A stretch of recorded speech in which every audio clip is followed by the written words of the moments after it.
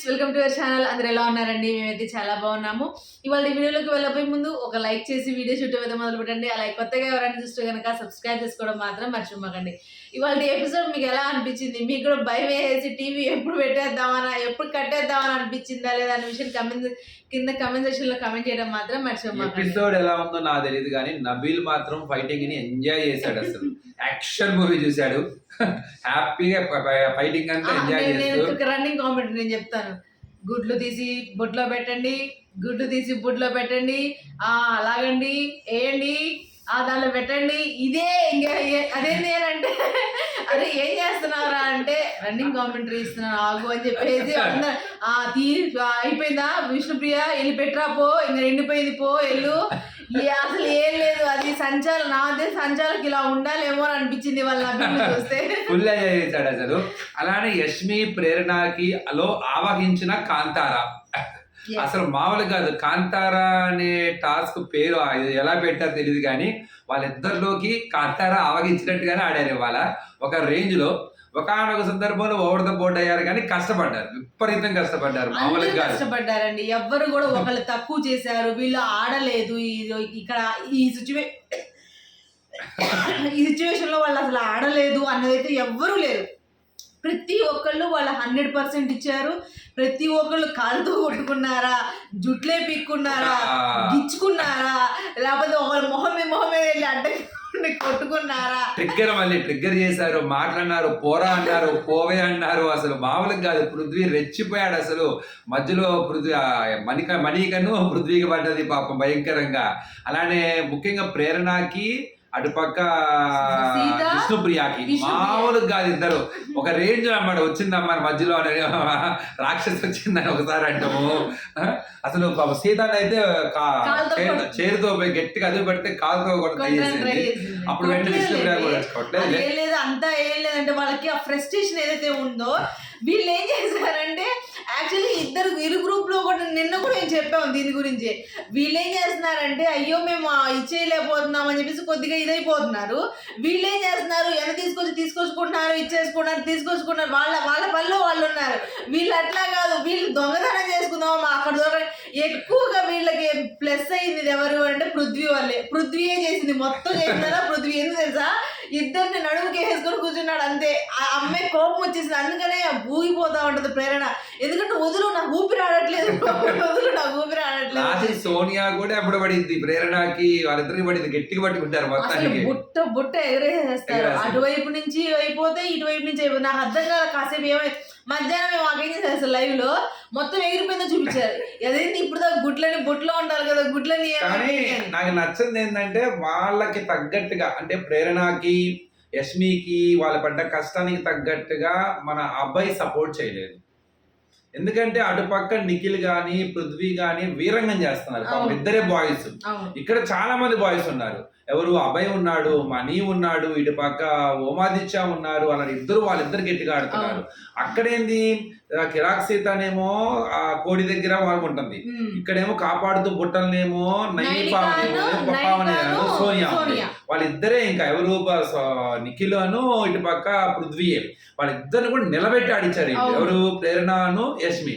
కానీ దానికి తగ్గట్టుగా అంత ఫాస్ట్ గా విరోచితంగా మన అభయ్ అభయ్ మొత్తం సాధు జంతువు అయిపోయి అలిగాడని చెప్పాలి. సాధు జంతువు కాదు అసలు. అబ్బాయికి ఏమవుతుందో అని అంటే ఇప్పుడు అటాక్ చేయాలి. ఆ అటాక్ మోడ్ లో ఎక్కువ అటాక్ చేయలేకపోతున్నాడు. దానివల్ల ఏమో ఇంకా ఏదో నేను గివ్ అప్ ఇచ్చేసాను, చేయలేను. గివ్ అప్ అని కాదు, ఇది మొన్న టాస్క్ లోకి నచ్చలేదు. అది ఏరారు సోనియా సంచాలకుడిగా తప్పు నిర్ణయం దగ్గర తీసుకున్నది లేదు, అక్కడ నుంచి క్యారీ ఫార్వర్డ్ అయింది. ఇప్పుడు అక్కడ నాకు సందేహం ఉంది. సోనియాని అనలేక డైరెక్ట్ గా బిగ్ బాస్ ని ఎదిరిస్తున్నాడు అభయ్. సోనియా అనే మాట అనే ధైర్యం లేదు.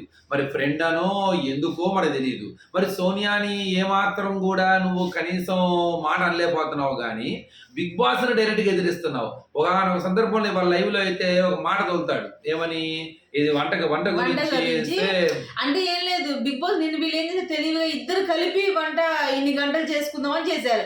ఇవాళ ఏం చేశారంటే బిగ్ బాస్ ఒక్కొక్కరికి ఒక్కొక్క టైమింగ్, అంటే ఒకసారి వెళ్తే వంటగదిలోకి ఆ క్లాన్ వాళ్ళే చేసుకోవాలి, మిగతా వాళ్ళు ఎంటర్ అవడానికి లేదు. అలా చేసి రెండు సార్లు చేయాలి. కానీ అప్పుడు ఏమైపోతుంది, ముగ్గురే చేయాలి వంట అని చెప్పి చెప్తున్నారు. ఆ ముగ్గురు చేసేటప్పటికి ఇదేదో ఇదే అని కుకింగ్ కాంపిటీషన్ కి ఏమైనా వెళ్తున్నామా, అది వెళ్తున్నామా, సాటిస్ఫై అయిపోయింది బిగ్ బాస్ అదే వీడికి అన్న మాట. అంటే బిగ్ బాస్ ని ఎదిరించేంత ధైర్యం ఉంది కానీ నువ్వు సోనియాని అనే అంత ధైర్యం లేదనేగా. ఆ రోజు నుంచే కానీ నీళ్ళు ఒక మార్పు వచ్చింది. ఇప్పుడు బిగ్ బాస్ చాలా చేస్తాడు, అలా అని చెప్పేసి మిమ్మల్ని ఇబ్బంది పెట్టాడు. మీకు ఇబ్బంది కలుగుతుందనగానే మారుస్తారు, మిమ్మల్ని హ్యాపీ చేస్తాడు. ఇప్పుడు అంత పెద్ద షో, అది రియాలిటీ షో. నువ్వు ఇన్ని 15 రోజులు చూస్తున్నావు, నీకు రేషన్ తీసుకున్నప్పుడు కూడా తినడానికి నీకు అవకాశం ఇచ్చాడు. వాళ్ళకి ఒక రోజు రేషన్ కట్ అయినా వాళ్ళకి రాగి జాబ్ ఇచ్చాడు. అట్లా మీకు ఏమేం కావాలో మొత్తం మీరు ఓడిపోయినా కూడా మిమ్మల్ని జనరల్ స్టోర్స్ దగ్గర తెచ్చుకోమని చెప్పాడు. ఇవి ఆటలో ఒక భాగం. మిమ్మల్ని ఎక్కడా కూడా ఇబ్బంది పెట్టాలన్న ఆసక్తే ఉండదు అసలు. ఇబ్బంది పెడుతున్నావురా, మీకు ఇబ్బంది కలుగుతుందనగానే వాళ్ళు వెంటనే అలర్ట్ అయిపోతారు. అలాంటిది నువ్వు కంటెస్టెంట్ గా నువ్వు దేనికి వెళ్ళావు, వాళ్ళకి కూర్చోబెట్టి అన్నం పెట్టేసి ఆడ పంపించడానికి అయింది. నిన్ను కష్టపెట్టి నువ్వు ఎంటర్టైన్ చేస్తావని, నువ్వు ఎంత కష్టపడతావో అంత నీ కష్టాన్ని చూపించాలి జనాలకి. దానివల్ల ఎవరికి లాభం?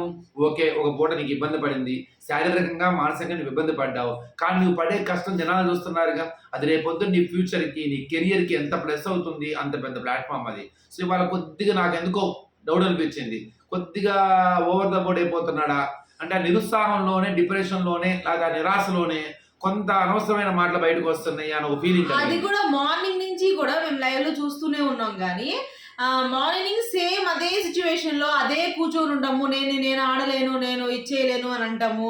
మళ్ళీ వాళ్ళకి మీకు సపోర్ట్ చేస్తారు. మీరు వాళ్ళు ఆడపిల్లలు అయ్యుండి వాళ్ళు అంత కష్టపడుతున్నప్పుడు నువ్వేం చేయాలి? మీ కష్టాన్ని నేను హెల్ప్ చేయాలన్నా. అటువైపు నుంచి ఆదిత్య కానీ ఆ నబీల్ ఆడటానికి లేదు, ఆదిత్య కానీ అలాగే ఇంకెవరు, మణి కూడా బాగానే సపోర్ట్ చేశాడు, బాగానే ఇచ్చేస్తున్నాడు కానీ నువ్వు కూడా సపోర్ట్ చేస్తుంటే ఇంకో రకంగా ఉండేదిగా. నువ్వు సపోర్ట్ చేయకపోవడం, అరే మీరు అరవమాకండి రా, మీరు అరవమాకండి, మీరు ఏం చేయమాకండి, మీ ఆట మీరు ఆడండి. వాళ్ళు అగ్రెసివ్ గా ఆడుతున్నారు, వాళ్ళు బ్యాడ్ అవుతారు, మీరు కామ్ గా ఉండండి అని చెప్పేసి. ఇక్కడ వాళ్ళు బ్యాడ్ అవుతారు, వీళ్ళు బ్యాడ్ అవుతారు కాదు, అది ఆట, అది గేమ్. అది గేమ్ లో అందరూ బ్యాడ్ అవుతారు. ఇప్పుడు కేవలం నిఖిల్ ఒక పృథ్వీ అగ్రెసివ్ అయ్యాడంటే ఒప్పుకునేది లేదు. ఇటు ఏమైనా ప్రేరణ తక్కువ తిందా, లేదా యష్మి తక్కువ తిందా, వాళ్ళు బాగా ఆడారు. కానీ వాళ్ళు అలా అని చెప్పేసి వాళ్ళు కరెక్ట్ గా ఆడారని చెప్పలేంగా. వాళ్ళు రచ్చ చేశారు, లాగారు, కొట్టారు, తన్నారు, అన్నారు, అన్ని రకాలు చేశారు. సో అలాంటప్పుడు కేవలం నువ్వు సైలెంట్ గా ఉంటే వాళ్ళు బ్యాడ్ అవుతారు, వాళ్ళదే తప్పు ఎలా చెప్తావు నువ్వు? ఇలాంటి ఆటల్లో తప్పు ఒప్పులు ఉండవు ఇంకా, ఎందుకంటే అందరూ తప్పులు చేస్తారు. కానీ ఎఫర్ట్స్ చూస్తారు, నువ్వు ఎంత కష్టపడ్డావు, నువ్వు ఎంత ఇచ్చేసావు అనేది చూస్తారు. ఇప్పుడు యష్మి కానీ లేకపోతే ప్రేరణ కానీ ఎంత ఓవర్ యాటిట్యూడ్ చూపించినా వాళ్ళు పడ్డ కష్టం ఉంది చూస్తారా, ఆ కష్టాన్ని గుర్తిస్తారు. ఏం ఆడారా అని ఫీలింగ్ వస్తుంది. అలా అని చెప్పి వాళ్ళు ఏమి కరెక్ట్గా ఆడలేదు, కాలుతో కొట్టారు, అరిచారు, చేశారు, ఏది ట్రిగ్గర్ చేశారు, పట్టుకున్నారు, అన్నీ చేశారు. కానీ వాళ్ళు పడ్డారు, కష్టపడ్డారుగా. వాళ్ళు ఎంత కష్టపడ్డారు, దానికి తగ్గట్టుగా సపోర్ట్ ఏం దొరకలేదు నీ దగ్గర. అది గనక అభయ్ గనక ఇచ్చినట్టయితే అది ఇంకా బాగుండేది, ఇంకా బ్రహ్మాండంగా ఉండేది. అయితే అది కొద్ది పొద్దు నుంచి లైవ్ లో అయితే అసలు ఏం జరగాలి, దీనికోసం ఒక వీడియో చేయాలి. ఆ వీడియో చేయడానికి కూడా వీళ్ళు ఏం చేస్తారు, ముందు వాళ్ళు కొట్టుకుంటున్నారు, సగమే చూపిస్తున్నారు, మనకు అసలు చూపించట్లా. దాని గురించి నేనేం ఎక్స్ప్లెయిన్ చేయాలి? సగం అదే అయిపోయింది వాళ్ళ పొద్దు నుంచి కూడా. తర్వాత ఏం చేయాలి తెలుసా, మొత్తం సైలెంట్ చేసేసి మధ్యాహ్నం నుంచి సాయంత్రం 7-7:30 దాకా కూడా సైలెంట్ కూర్చొని ఉన్నారు, ఏ పని చేయకుండా. మధ్యలో ఒక టాస్క్ పెట్టారు, దాని వల్ల కొన్ని గుడ్లు వచ్చినాయి. అందులో బాగా అభయ్ బాగా ఆడాడు, దాని వల్ల వచ్చినాయి. తర్వాత లాస్ట్ రచనంబులు అటు ఇటు మొత్తం ఎగరేసుకున్నారు, అవి మొత్తం లాక్కొచ్చుకున్నారు. మొత్తానికి ఇలా ఎక్కువ వచ్చినాయి. ఇతను చీఫ్ కంటెండర్ అయిపోతాడు ఆటోమేటిక్ గా. వీళ్ళు ఓడిపోతారు కాబట్టి అబ్బాయిని చీఫ్ గా తీయేస్తారు. ఇక్కడ అసలు కథ స్టార్ట్ అయింది. ఇంకా ఇక్కడ ఎప్పుడైతే అబ్బాయిని చీఫ్ గా తీయేసారో చూపించాల మీకు మామూలుగా లైవ్ లో అనమాట. మిగతా ముగ్గురు కంటెండర్లు అవుతారు ఆటోమేటిక్ గా. అవమాదించే తప్పుకొని లేదు వాళ్ళు ఏం చేశారు బిగ్ బాస్, ఇప్పుడు రెడ్ కలర్ ఒక ఎగ్ వచ్చింది. ఆ రెడ్ కలర్ ఎగ్ ని దాన్ని ఎట్లాగైనా సరే ఏదో ఒక స్పెషల్ పవర్ ఉంటది కదా, ఆ స్పెషల్ పవర్ ఏంటి, అసలు ఆ స్పెషల్ పవర్ ఏంటి, ఏమి ఇవ్వాలి అన్న విషయమే బిగ్ బాస్ కి తెలియలేదేమో అని అనిపించింది నాకు. ఎందుకంటే నైనిక నువ్వేమనుకుంటున్నావు, రెడ్ వచ్చింది కదా, నువ్వేమనుకుంటున్నావు నువ్వేమనుకున్నావు నైనిక 4-5 సార్లు అడిగాడు బిగ్ బాస్. అప్పుడేం చెప్పాలి, రెడ్ అంటే డేంజర్ కదా, తనేమంటది రెడ్ అంటే నాకు లవ్ కనపడుతుంది అని చెప్పింది. సరే ఆ రకంగా పాజిటివ్ గానే ఇద్దాంలే, ఇంక అంత అయిపోయిందిగా, ఇంక దీంట్లో ఏం మెరుగు పెడతాంలే అని చెప్పేసి బిగ్ బాస్ కూడా ఇచ్చాడు. ఓకే, ఆ ఎగ్ వచ్చినందుకు వాళ్ళ క్లాన్ లో నుంచే ఒకళ్ళని చీఫ్ కంటెండర్ అంటే కంటెండర్ గా తీసుకోవాలి, అదొకటి. వాళ్ళు ఓడిపోయారు వాళ్ళకైతే డైరెక్ట్ గా ముగ్గురు మీరు సెలెక్ట్ చేసేసుకుని మీ 6గురిలో ఎవరైనా ముగ్గురు. అక్కడ ఏంటంటే ఆ ముగ్గురు కంటెండర్స్ కు ఓకే అవుతారు. నాకు తెలిసి ఈ రెడ్ ఎవరికైతే ఇస్తారో వీళ్ళకి ఎలాంటి పోటీ లేకుండా డైరెక్ట్ కంటెండర్ చేస్తాడు, నో డౌట్. అందులో ఇప్పుడు వీళ్ళందరూ కంటెండర్సే కానీ రేపు పొద్దున్న ట్విస్ట్ ఏం పెడతాడంటే ఎవరికైతే ఈ రెడ్ వచ్చిందో వాళ్ళకి అడ్వాంటేజ్ ఇస్తాడన్నమాట. కాంపిటీషన్ లేకుండా డైరెక్ట్ కంటెండర్ అవటము అలా చేస్తాడు. వాళ్ళ ముగ్గురికేమో పోటీ పెడతాడు. వాళ్ళకు ఒక టాస్క్ ఆడి వాళ్ళలో ఎవరో ఒకళ్ళు మాత్రమే అయ్యే ప్లాన్ ఏదో మొత్తం ప్లాన్ చేస్తారు అక్కడ. సరే అక్కడ ఒక ముగ్గురు అయ్యారు. ఇప్పుడు వీళ్ళలో ఒకరిని సెలెక్ట్ చేసుకోవాలి. ఎవరు సెలెక్ట్ చేయాలి? ఎవరికి ఆ రెడ్ ఇవ్వాలి, అంతే కదా. ఇంకా అక్కడ కథ స్టార్ట్ అయింది. ఇంకా ఇప్పుడు నిఖిల్ ఏంటి, ఆల్మోస్ట్ అందరూ ఏమనుకుంటారు నిఖిల్ సోనియాకే ఇస్తాడు, అలా నిఖిలే అంటాడు అన్నమాట, కంపల్సరీ సోనియాకి ఇచ్చేస్తాడు అనుకుంటారు అని చెప్పేసి. సరే అందరి దగ్గరికి వెళ్ళి వెర్షన్స్ పెట్టాడు. పలానా వాళ్ళు అందరూ వాళ్ళ వెర్షన్స్ చెప్తారు. పృథ్వీ చెప్తాడు. తర్వాత సీత నాకు కావాలని చెప్పిద్దా, సీత నాకు కావాలని చెప్పేది, తనకు గట్టిగా ఆడింది, నాకు కోరుకుంటున్నాను, నేను చీఫ్ అవ్వాలని అనుకుంటుంది అమ్మాయి. అలాగే విష్ణుప్రియ దగ్గరికి వెళ్ళి అడగటం అన్నది మనకైతే యాక్చువల్ గా చూపించలేదు లైవ్ లో. తను చెప్పడం ఏంటి అంటే తను వద్దందిలే అని చెప్పి అన్నట్టు చెప్తున్నాడు. ఎవరు, నిఖిలే చెప్పేస్తున్నాడు. ఇంకా మిగిలింది ఎవరు, పృథ్వీ అడుగుతాడు, నాకేం లేదు, నాకేదో చీఫ్ అవ్వాలని అలాంటి ఏం లేదు, నాకేదో ఇమ్యూనిటీ వస్తుందేమోనని ఆలోచనతోనే నాకు ఉంది అని చెప్పేసి అని అంటాడు. సరే అక్కడ అయిపోయింది. ఇంకా సోనియా తను చెప్పుకుంటుంది, ఎలా చెప్పని నవ్వుకుంటారు కాసేపు. కన్ఫర్మ్ గా ఇన్ఫ్లుయెన్స్ అన్నమాట. అంటే వాళ్ళిద్దరి మధ్య ఒక ఫ్రెండ్షిప్ బాండింగ్ ఉంది కాబట్టి కన్ఫర్మ్ గా అక్కడ నాకెందుకో జెన్యూన్ అనిపించలేదు. నిఖిల్ కరెక్ట్ గా ఒక చీఫ్ గా ఎవరు కరెక్ట్ అన్నది ప్లాన్ కరెక్ట్, వాళ్ళ కష్టాన్ని చూసి ఎవరికి ఇవ్వాలి ఇది అన్న పాయింట్ ఆఫ్ వ్యూలో ఆలోచించినట్టు ఫీలింగ్ కలగలేదు నాకు. కన్ఫర్మ్ గా ఆ బాండింగ్ వల్ల ఇన్ఫ్లుయెన్స్ అయ్యాడు. అక్కడ సీత అక్కడ సోనియాతో మాట్లాడేటప్పుడు కూడా ఇద్దరు చాలా జోవియల్ గా కూర్చొని, సో నేను ఇట్లా లీడర్షిప్ క్వాలిటీస్ ఉన్నాయి నాకు, నేను ఎక్స్పీరియన్స్ చేశాను, నేను ప్రూవ్ చేసుకున్నాను, నేను ఏదైనా డెసిషన్ తీసుకోవాలన్నా కూడా చాలా ఇదిగా తీసుకుంటాను, సో నాకు ఆ చీఫ్ గా అవకాశం ఇవ్వాలి అని నవ్వుతూ ఏదో కూసేపు వాళ్ళు నవ్వుకొని ఫ్రెండ్లీ చేస్తారు. అవును, అక్కడ నుంచి నైనిక దగ్గరికి వెళ్ళి ఇది ఎంత ఎక్స్ప్లెయిన్ చేయడానికి వెళ్తాడు, మొత్తం ఎక్స్ప్లెయిన్ చేస్తాడు నైనికతో, అంత చెప్తాడు. నైనికకి ఆటోమేటిక్ గా నైనిక గానీ విష్ణుప్రియ గానీ సీత గానీ వీళ్ళు కన్ఫర్మ్ అయిపోయి ఉన్నారు ముగ్గురు. ఎందుకంటే ఏది వచ్చినా గానీ ముందు తనకే ఇస్తాడు ప్రిఫరెన్స్, మనకి ఇవ్వడం అని చెప్పి అది కరెక్ట్ కాదేమో అనిపించింది. ఎందుకంటే నువ్వు ఒక చీఫ్ అయినప్పుడు, నువ్వు జెన్యూన్ గా ఉండాలనుకున్నప్పుడు ఆ ఫ్రెండ్షిప్ కానీ ఇలాంటి సందర్భంలో డెసిషన్ మేకర్ అయినప్పుడు నువ్వు అందరిని కూర్చోబెట్టి ఎవరి వెర్షన్స్ వాళ్ళని సీరియస్ గా, అది కూడా చాలా సీరియస్ గా మాట్లాడు. ఎందుకంటే ఇది చిన్న చేతున్న విషయం కాదు కదా. రేపు పొద్దున కంటెండర్ అవ్వడం వల్ల ఇంకో అడ్వాంటేజ్ వస్తుంది వాళ్ళకి. ఆ అడ్వాంటేజ్ ఏంటో తెలియదు మనకి. అలాంటప్పుడు నువ్వు ఇండివిజువల్ వినడం కన్నా కూడా అందరినీ కలిపి కూర్చోబెట్టి కరెక్ట్ గా మాట్లాడి చేయాల్సింది, సీరియస్ గా తీసుకోవాల్సింది.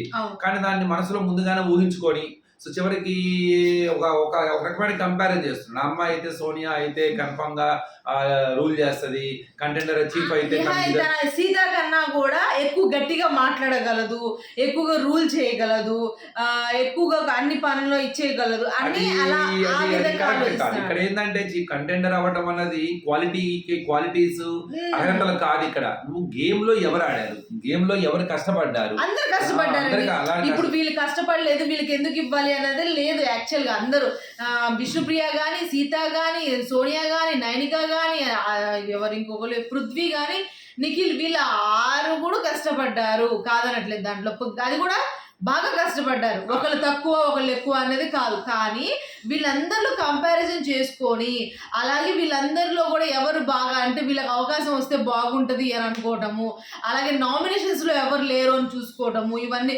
నామినేషన్స్ లో యాక్చువల్గా చెప్పాలంటే సోనియా లేదు, అసలు అంత అవసరం లేదు.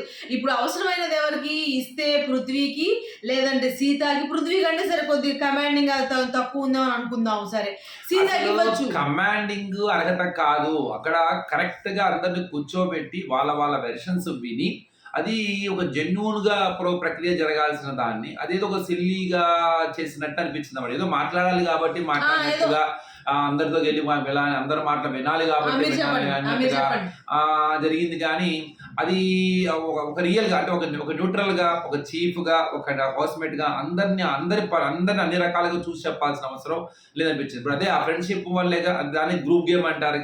కన్ఫర్మ్ గా రేపొద్దున మళ్ళీ వాళ్ళిద్దరు మేమిద్దరు మళ్ళీ ఇద్దరు నేను పోటీ పడాల్సి వస్తుంది, దానికి కూడా నేను సిద్ధంగానే ఉన్నాను, అది ఓకే, అది కరెక్టే. తర్వాత మీ ఆట. అలా అని చెప్పి అందరికి అవకాశాలు కుదరాలి, అందరికి అవకాశాలు ఇవ్వాలి, ప్రతి ఒక్కరికి మాట వినాలి, ముందు ప్రతి ఒక్కరి వెర్షన్ వినాలి. అక్కడ కొద్దిగా మళ్ళీ ఇన్ఫ్లుయెన్స్ అవుతున్నాడేమో, కన్ఫర్మ్ గా ఫ్రెండ్షిప్ బాండ్ అనేది గ్రూప్ గేమ్ లా కనపడుతుందేమో అని ఒక ఫీలింగ్. దానికి తోడు నువ్వు ఎంత కష్టపడ్డావు నిజంగానే నిఖిల్ లేకపోతే ఆ క్లాన్ అసలు లేదు. నిఖిల్ ఈరోజు చాలా తీశాడు అసలు, వాస్తవంగా చెప్పాలంటే మామూలుగా కాదు.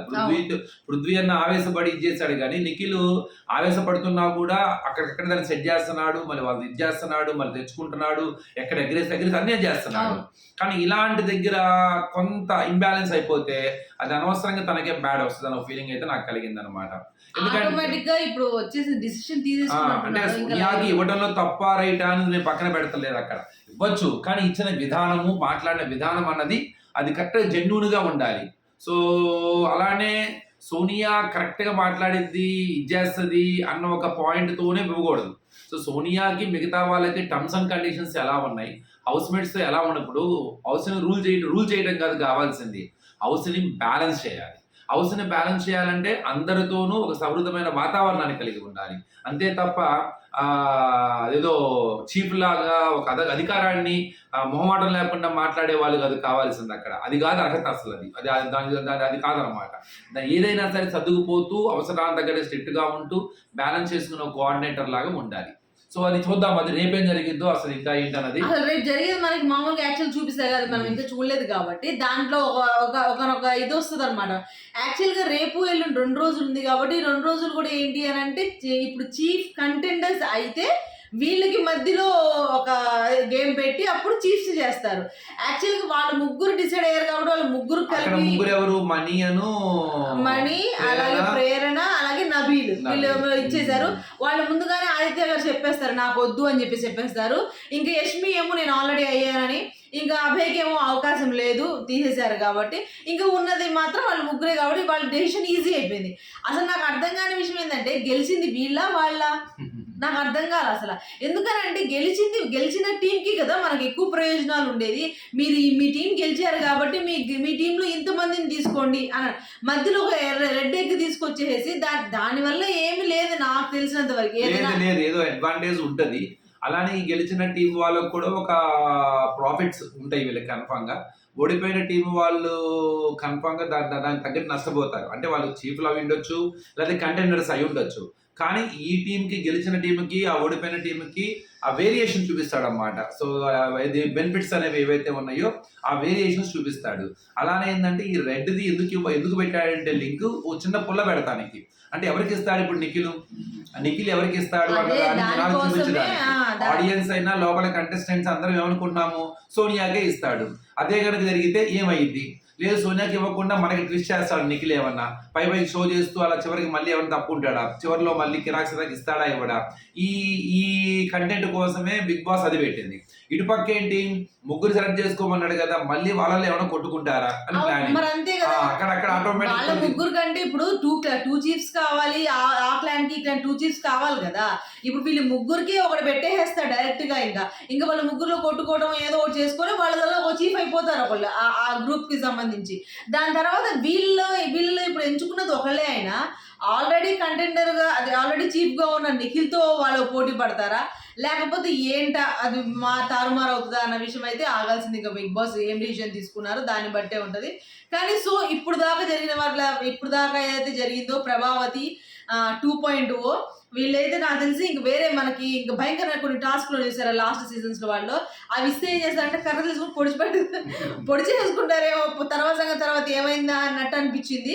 ఫుల్ గొడవలు, ఫుల్ మాటలు, అసలు మాటలు అయితే విపరీతంగా కరెక్ట్ గా ఆడుతున్నారు, స్మార్ట్ గా కొట్టుకోవడం, తిట్టుకోవడం, లాక్కోవడంలోనే ఉంది. కానీ అదే కంటెంట్ ఇస్తుంది నో డౌట్, కానీ తెలివిగా ఆడతలేదు. తెలివిగా ఆడాలి, అక్కడ స్మార్ట్ గా ఏం ఆడాలి నిజమే అనుకోవచ్చు. స్మార్ట్ గా ఎలా ఆడాలి అన్నది ఇంపార్టెంట్. అదే స్మార్ట్నెస్, వాటిని కాపాడుకునే విధానము, డిఫెండ్ చేసుకునే విధానము.